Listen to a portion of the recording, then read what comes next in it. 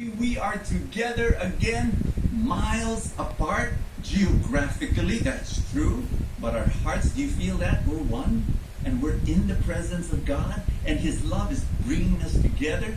My prayer is that as we unpack the Word of God, you will be empowered, you will be blessed, you will experience His wisdom, His grace, His abundance today. Not only you, but your loved ones, your family, your home, everyone you'll meet this coming week. Are you ready? I've got a powerful word today, and I pray that you're just open up your heart. Are you ready? Here we go. Warning. My one big message, some of you will love it, some of you will not so much. I'll tell you why. Are you ready? Here it is. Submit to His mercy. Now, here's my bet. Here's my imagination. Mercy, the word mercy, no problem. We love it. We need mercy. We like mercy. Be the recipient of mercy. The word submit is a little bit archaic word, not so much in the times, Brother Bo, or in the 20th century. Submit. There's no more kings now. Change the one big message to receive His mercy. No, I will insist on submit to His mercy. In fact, that's our message for today. That we don't like authority. We have problems with authority. That's why we don't like the word submit. But friends, here's this. Oh, let me tell you a story about this guy. His name was Jerry, and he asked for prayers for his career.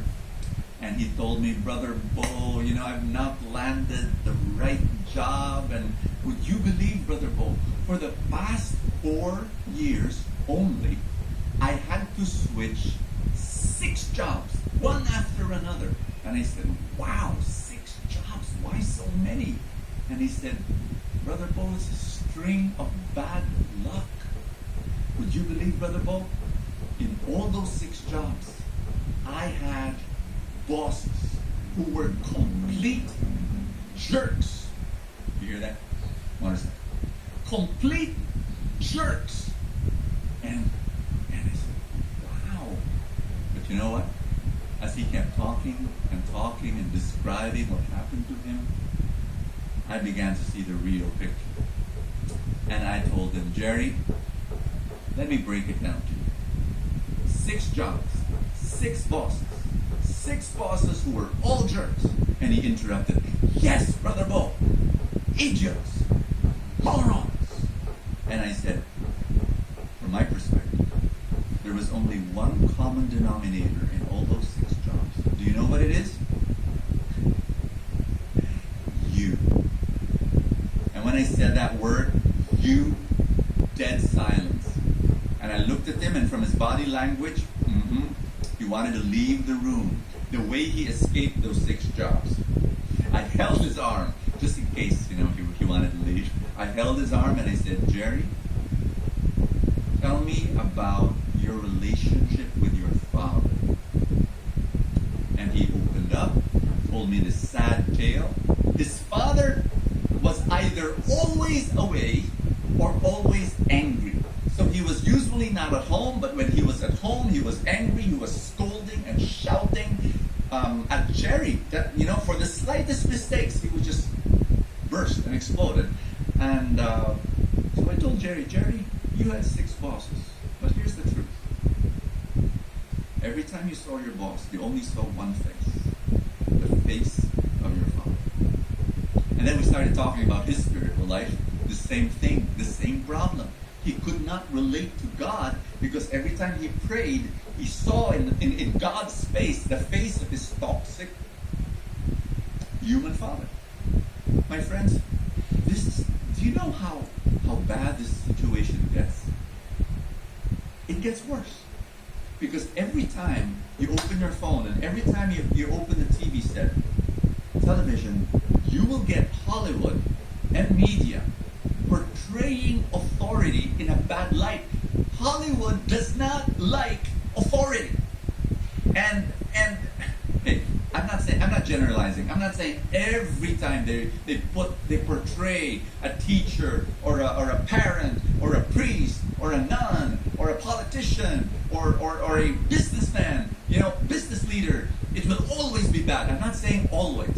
I'm saying a lot of times the teacher is some, oh gosh, nincompoop who is so fixated on archaic rules, or a parent who is selfish and does not understand the kids, never, and oh, the priest is a sex pervert, of course, and the nun is a moronic prude, and the politician, what else? Greedy bastard, and a business leader, sheesh, selfish and cruel, and doesn't. So you've got all these bad portrayals, and so media can brainwash us into not liking and rejecting all authority. But here's the problem. I hope you're listening to me. If you have a problem with authority, you're going to have a problem with God. I'll tell you why. Because God is the highest authority in this universe. And so, we've got problems. But then, and you know what? No wonder Christians, we want God to be our buddy, not our boss. When we want something and we need something, we go to God, our buddy. And when we mess up, we go to God, our buddy, and ask for forgiveness, and He forgives us. Yoo-hoo! And when we have burdens, we go to God, our buddy, so that He can comfort us and He can lift us up. But when the moment God, our buddy, tells us what to do, oh no, don't crump my style. I have to be me. I have to live my life. And God, sorry, shoo, don't be my boss, be my buddy. So we've got that tension. But the reason is this. I think we've got a whole problem looking at authority because of the wrong experiences with authority and the wrong pictures of authority. And that's where Matthew comes in. That's where our reading comes in, because Matthew, he's going to establish the authority of Jesus. But he's going to say that his authority is very different from the rulers of the world. Are you ready to read the reading again? Okay. I'm just going to introduce it, and then after I'll pass on. And the second part of the talk is the juicier part, but I'll just kind of introduce the reading again because I love it. It's in verse 1. Jesus climbed into a boat and went across the lake to his own town. You know what I like about this verse? Not like, but kind of it poked me. It said, his town. Oh, Nazareth, right? Jesus of Nazareth. He lived there for 30 years, so his town, right? And then, as I started researching, this same story is found in the Gospel of Mark. Do you know that the Gospel of Mark says that this story happened in Nazareth, Capernaum? Now, you might be saying, Brother Bo, please go to the point. Well, what are you talking about? Capernaum was the central headquarters of the public ministry of Jesus for 3 years. We talked about that last week. Listen to me. I kind of reflected on that. This is not the main point of the story, please. But it may be a nice side message for me. And maybe it's for you. I don't know. Here's my point. Why am I bringing this up? Because I was just reflecting on this, and I felt God was telling me, God's calling becomes our home. And that we will never feel at home unless you do God's call for your life. I know, this might be a stretch, but I'm just thinking, whenever you don't feel at home in your life, could it be? I want you to check. Am I doing God's will? And then I'm blessed because it links to our one big message. If you are not submitting to His mercy and authority, you will never feel it. You won't. Which brings me to the next verse. Oh, that's just verse 1. Okay, verse 2. Some people brought to him a paralyzed man on a mat, seeing their faith. I love that statement. Did you see that? I'll read it again. Seeing their faith. Their, plural. Jesus did not say, seeing his faith, the paralyzed man on the mat. No, he saw their collective faith. Friends, can I make this announcement? Following Jesus is a group project, never a solo activity. You can't. You cannot. Impossible. You want to follow Jesus? You've got to do it with a bunch of guys and gals who are there who want to do the same thing. Can I ask you this question? Do you have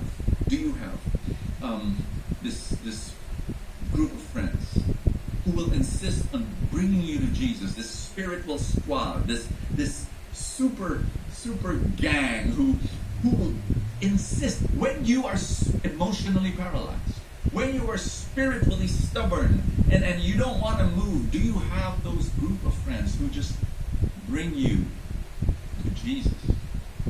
If your answer is yes right now, you are like you won the lotto, like you're really wealthy, super wealthy, when you have those super friends around you. If you don't have that inner circle, you gotta beg God, and you gotta seek for them, and you make that your top priority, that I need those friends who will insist on bringing me closer to Jesus.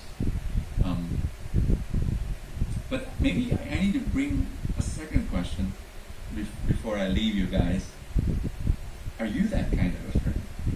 Are you that kind of a friend that when your friends are emotionally paralyzed and they're broken and they're wounded, are you that kind of a friend that says, hey, can I bring you to Jesus? Because he is the only one. He is the authority and the mercy that you need to submit your life. The juicier parts of the reading next.